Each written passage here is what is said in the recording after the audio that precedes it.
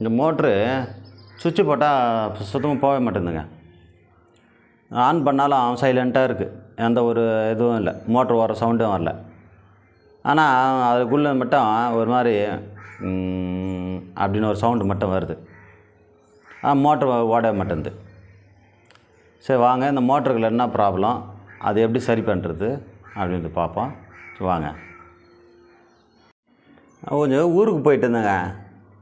ஒரு 2 வாரம் ஊருக்கு போயிட்டு இருந்தேன். அந்த ஊருக்கு போனதுலேருந்து மோட்ரு ஓடல. ஏற்கனவே நல்லா தான் ஓடி இருந்தது.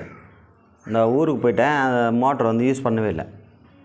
யூஸ் பண்ணாமல் அப்படியே இருந்ததுனால என்ன இருந்துச்சுன்னு தெரியல, மோட்ரு வந்துட்டு ஓடவே இல்லை.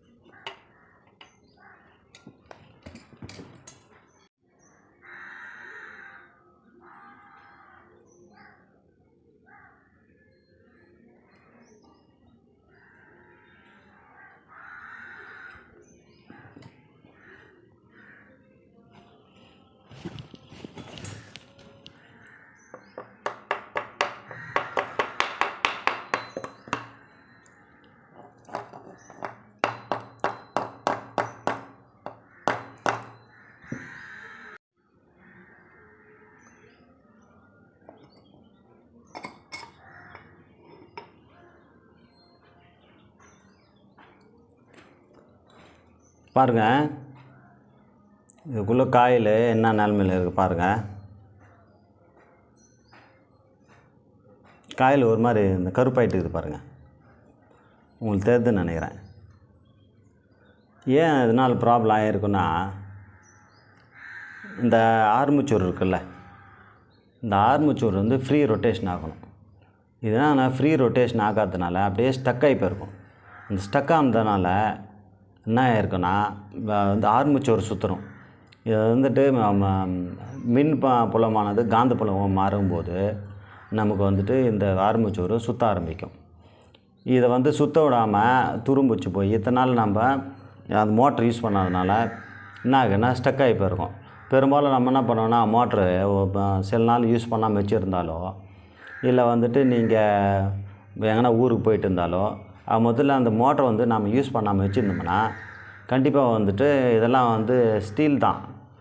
ஆனால் என்ன ஆகுன்னா, இது கண்டிப்பாக வந்துட்டு ஸ்டீலு கலந்த மாதிரி ஒரு உலோகம் இது. ஆனால் என்ன தான் இதாக இருந்தாலும் கூட இது வந்து கண்டிப்பாக வந்துட்டு இதாகும், ரஸ்ட் ஆகும். ரஸ்ட் ஆகி என்ன ஆகுன்னா ஃபுல்லாக வந்துட்டு உள்ளே வந்துட்டு ஸ்டக் ஆகிடும். அதே மாதிரி இந்த பக்கம் இம்பில்லர் இருக்கும். இதுக்குள்ளே வந்து இம்பில்லர் ஒன்று இருக்கும். அந்த இம்பில்லர் என்ன ஆகுன்னா அப்படியே ஸ்டக் ஆகி ஃபுல்லாக ரஸ்ட் ஆகி, இது வந்து கேஸ்டிங் ஐரன். இது இந்த கேஸ்டிங் ஐரன் வந்துட்டு இந்த உள்ளே ஏன்னா ஏற்கனவே தண்ணி இருக்கிறதுனால ரஸ்ட் ஆகும். ரஸ்ட் ஆகிட்டு நல்லா வந்து உள்ளே வந்து ஸ்டக் ஆகி போயிருக்கும்.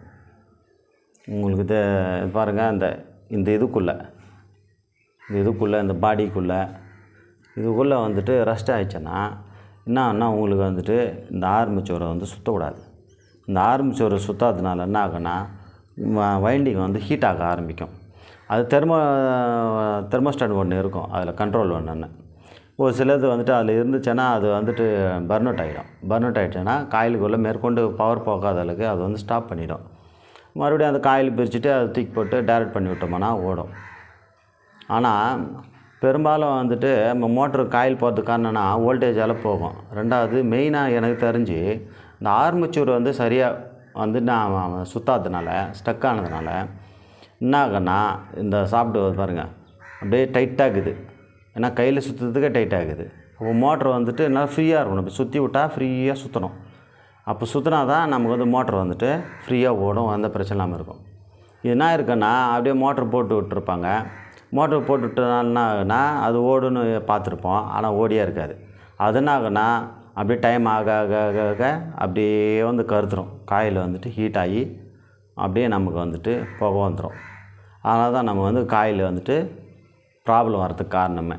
மெயின் ரீசனு இது தான். நீங்கள் மோட்ரு எப்போவுமே ஆன் பண்ணுறதுக்கு முன்னாடி என்ன பண்ணனா, எங்கன்னா வெளியில் போயிட்டு வந்தோ இல்லை ரொம்ப நாள் கழிச்சோ ஒரு மோட்டரை நம்ம வந்துட்டு ஆன் பண்ணும்போது முதல்ல இங்கே இருக்கிற பின்னாடி வந்துட்டு இந்த மோட்டருக்கு பின்னாடி ஒரு ஃபேன் இருக்கும்.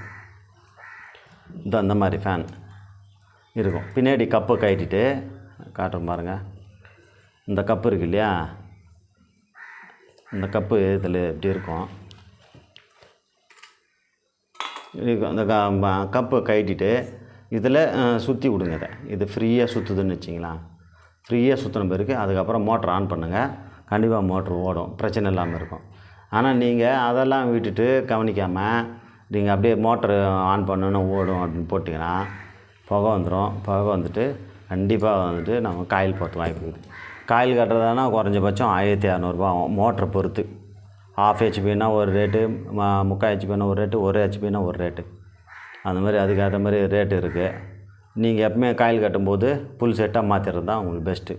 காயிலும் மாற்றணும், பேரிங்கு மாற்றணும். பேரிங்கை வந்துட்டு ஒரு சில ப்ராப்ளம் இருந்துச்சுன்னா மாற்றி விட்டு ஆயில் சீலும் மாற்றிடணும்.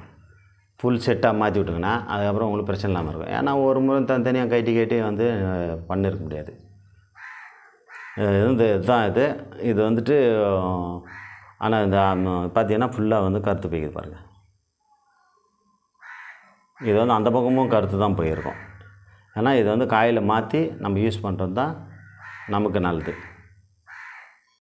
இந்த மோட்ரு காயில் கட்டிட்டு நான், ஏன்னா அது வைண்டிங் வந்துட்டு பண்ணுறதுக்கு நம்மகிட்ட இதுவும் இல்லை, காப்பரும் கிடையாது, அது ஒன்றான மிஷினும் இல்லை. ஏன்னா அது வைண்டிங் வந்து நம்ம தெரிஞ்ச ஃப்ரெண்டு ஒருத்தர் இருக்கார், அவர் எலக்ட்ரிக்கல் தான். அவர்கிட்ட திரும்ப கொடுத்தேன், அந்த மாதிரி மோட்ரு காயில் போயிட்டு இதுபா கொஞ்சம் மாற்றி கொடு அப்படின்னு சொன்னேன். அவர் காயில் கட்டி கொடுத்துட்டாரு. எல்லாமே ஃபுல் செட்டாக மாற்றியாச்சு. பேரிங்கு, ஆயில் சீலு, அப்புறம் வந்துட்டு வைண்டிங்கு எல்லாம் புதுசாக மாற்றியாச்சு. பாருங்கள், இது சுற்றினா இது ஃப்ரீயாக சுற்றுது பாருங்கள். நீங்கள் மோட்டரை வந்து ஆன் பண்ணுறதுக்கு முன்னாடி ஒரு ரொம்ப நாள் டெய்லி யூஸ் பண்ணுறதா ஒன்றும் பிரச்சனை இல்லை, அது வந்துட்டு ரொட்டேட் ஆகும்.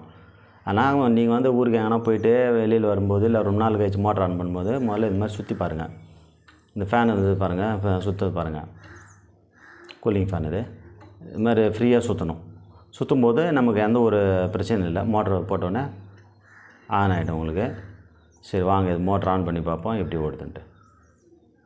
சரி வாங்க ஆன் பண்ணி பார்ப்போம் எப்படி ஓடுதுன்னு பார்ப்போம். பாருங்கள், ஆன் பண்ணியாச்சு. பாருங்கள், மோட்ரு வந்து கிளியராக ஓடிட்டுருக்கு, எந்த ஒரு பிரச்சனையும் இல்லை. நாம் அந்த ஒரு நிமிஷம் அதை வந்து பார்த்து நல்லா கிளியராக வந்துட்டு அது சுற்றுதா இல்லையா அப்படின்னு சாப்பிட்டு சுற்றுதா இல்லையான்னு பார்த்து செக் பண்ணிட்டு போட்டோம்னா நம்ம காயில் வந்து வைண்டிங் போகிறதுக்கு வாய்ப்பு இல்லை. முடிஞ்சாலுக்கு 99% வந்துட்டு போகிறதுக்கு வாய்ப்பு இல்லை. நமக்கு வந்து அந்த ஸ்டக்கானால தான் நமக்கு வந்து இந்த பிரச்சனையே வந்து வருது. பார்த்துக்குங்க.